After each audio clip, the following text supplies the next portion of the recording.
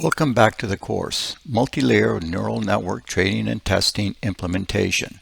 This is Lesson 7, where we will be discussing the testing of the neural network using the datasets included with the source code. Now we'll see the neural network in operation. If you haven't already downloaded the source code or distribution, do that now. Go to the URL shown in the previous lesson, which you can see on the screen. Copy the URL and do a git clone with that URL to download the distribution. If you look at the distribution and you go into the neural network distribution folder and do a dir, you'll see the neural network.exe program, the library DLLs, and the datasets folder. If you look inside the Datasets folder, you'll see 4 folders.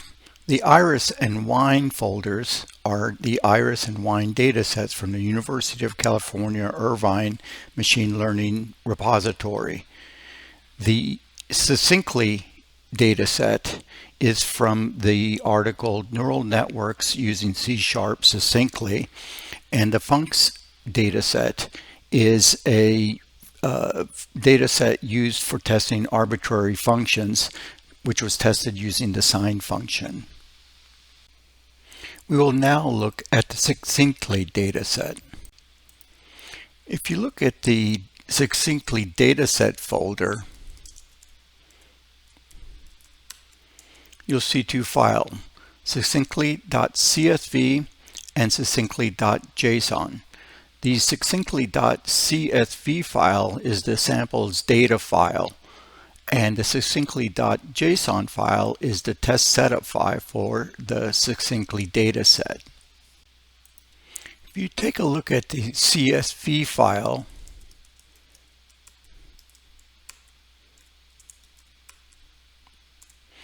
you'll see that it has a number of records. The first 4 values of each record are the inputs, and the last 3 are the outputs, which comprise a binary class vector. The value 1 is at the index that is assigned to the class for that sample. If we now take a look at the JSON test configuration file,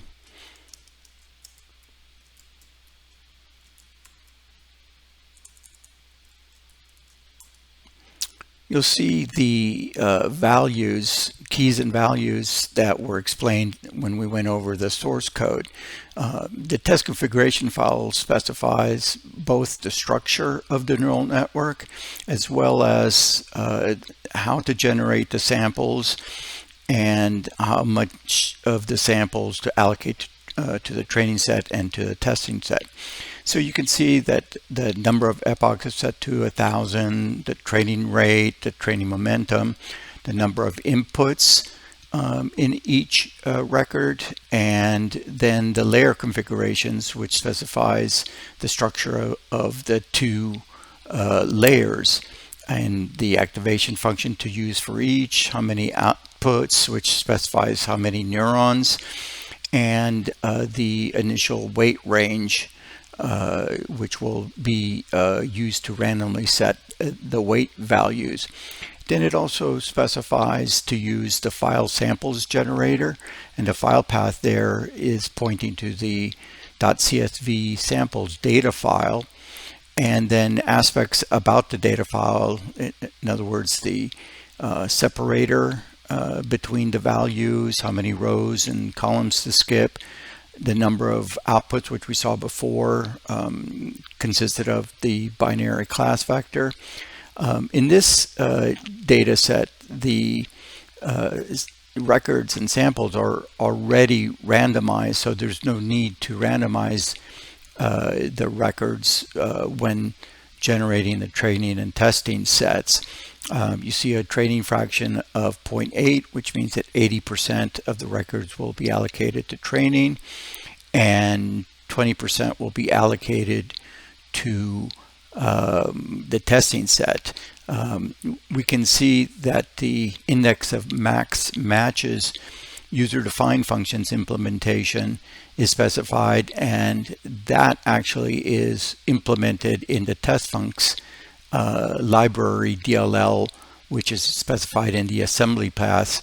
So that assembly is loaded at runtime. You run the neural network executable by specifying the test setup file as the argument. So if we run the neural network against the test setup file for the succinctly dataset, succinctly.json, we can see the testing as it happens. So in this case, a total of 200 test cases were executed. You can see the test index followed by the 4 inputs, then followed by the target class for that test sample, then the predicted class, and then the test result, which is whether the test passed or failed, and then the running average at the end of the line. At the end, you see the total number of tests passed, or the test rate, which is 100%, or all tests passed.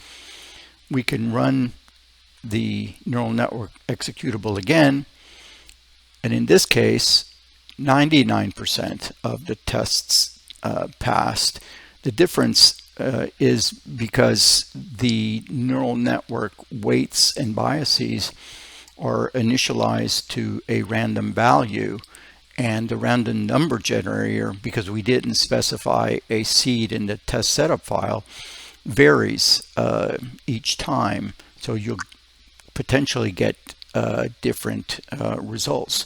If you want to have the same random number generator seed, you can specify that within the test setup file.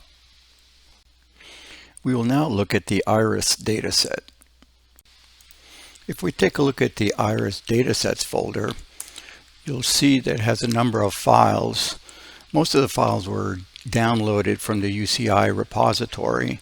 However, the Iris Excel file, the CSV file, and the JSON file were generated afterwards.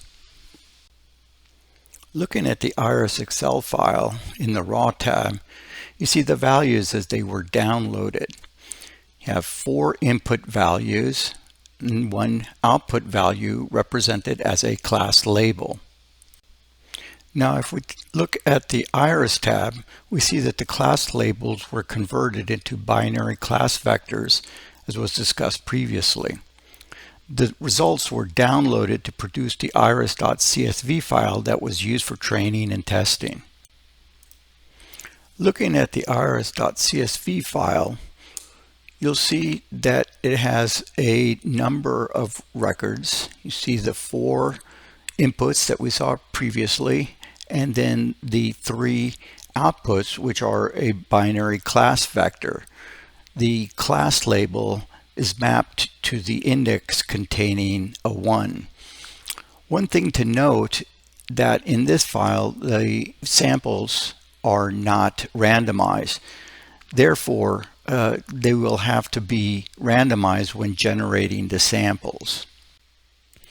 Now, if we look at the test setup file, iris.json, you can see that the number of inputs is set to 4, and the number of outputs is set to 3 in the file sample generator definition. Of importance, the randomized samples value is set to true so that the training and testing samples are selected from the records in the file in random order. All the other values were set somewhat arbitrarily, but to produce a high level of accuracy. When you run the neural network program with the Iris test setup file, you'll see that about 30 tests were performed. For each test, you see the test index, then you see the 4 input values, and then you have the target class, the predicted class, and the test result, which is a pass or fail, and then the running accuracy. Lastly, you see the overall accuracy, which in this case was 93.3%. With 30 tests, you have an average of about 10 tests per class. If we run the neural network program again you have 30 test results, but in this case the final prediction was 100%. We will now look at the wine data set.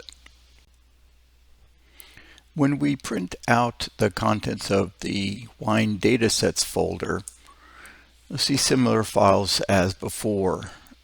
The wine Excel spreadsheet file was used to process the wine data.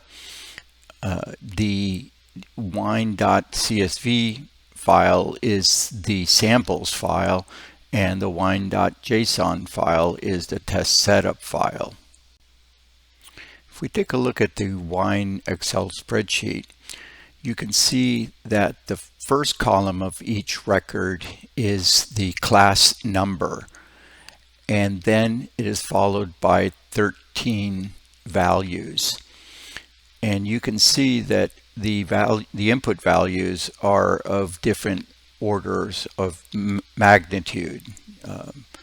And so if we take a look at the processed file, they were divided by a constant for each of the values, and so that they would be of the same order of magnitude. And then the class number was converted into a binary class vector of length 3. So if we print out the wine.csv file, see that it has a number of records.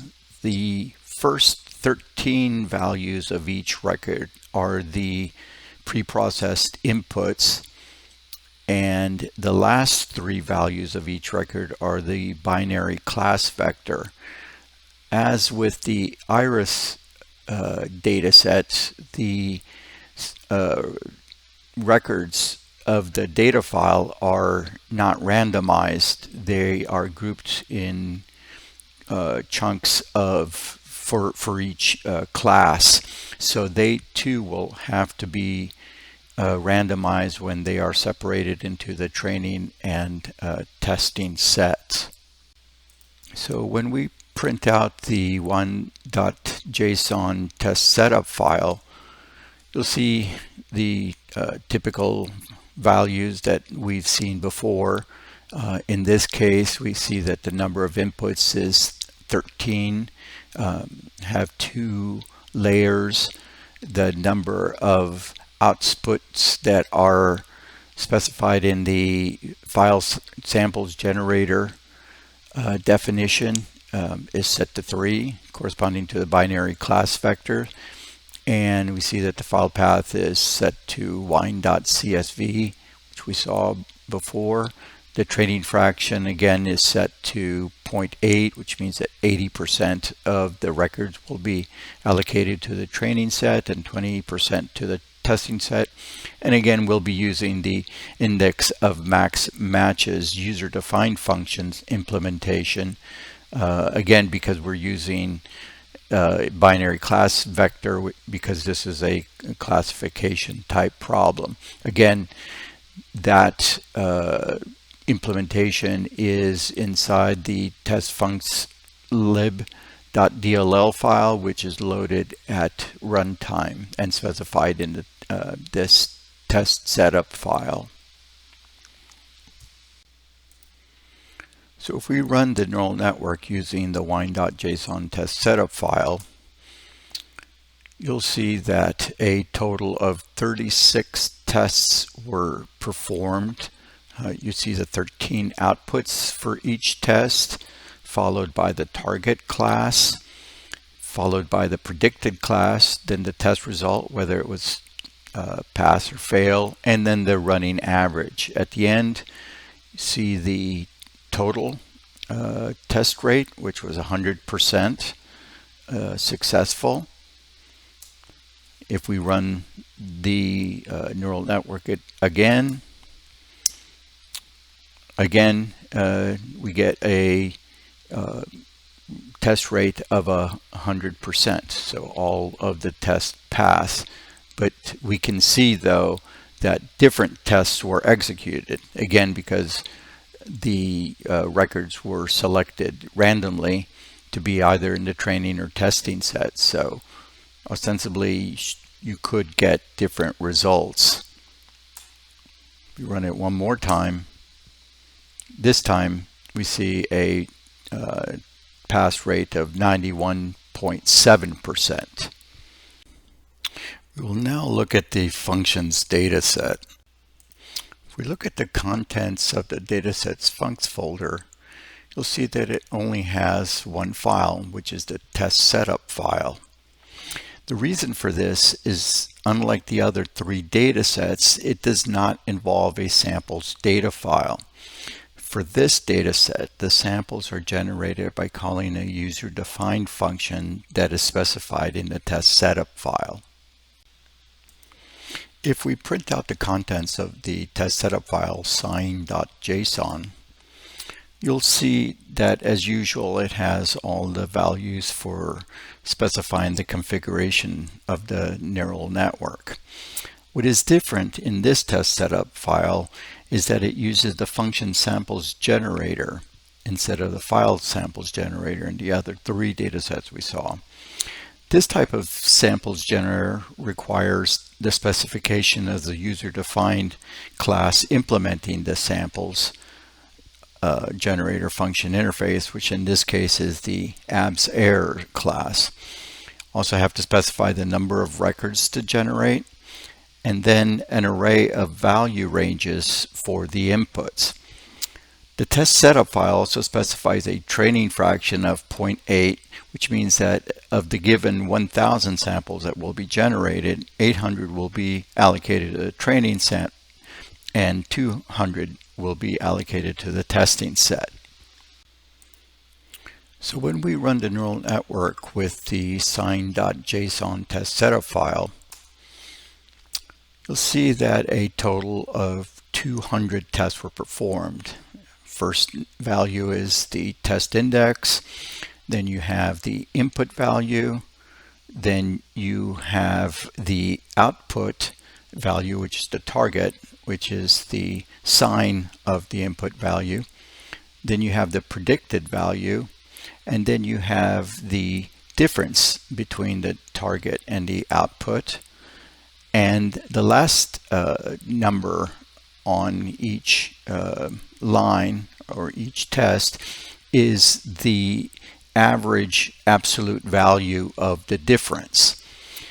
And then at the end, you see the average of that absolute value of the difference, which, given a possible range of plus to minus 1 of the output, results in a error percentage of about 0.3%. If we run the neural network again with the test setup file, we'll see the same number of tests were performed, and again about the same similar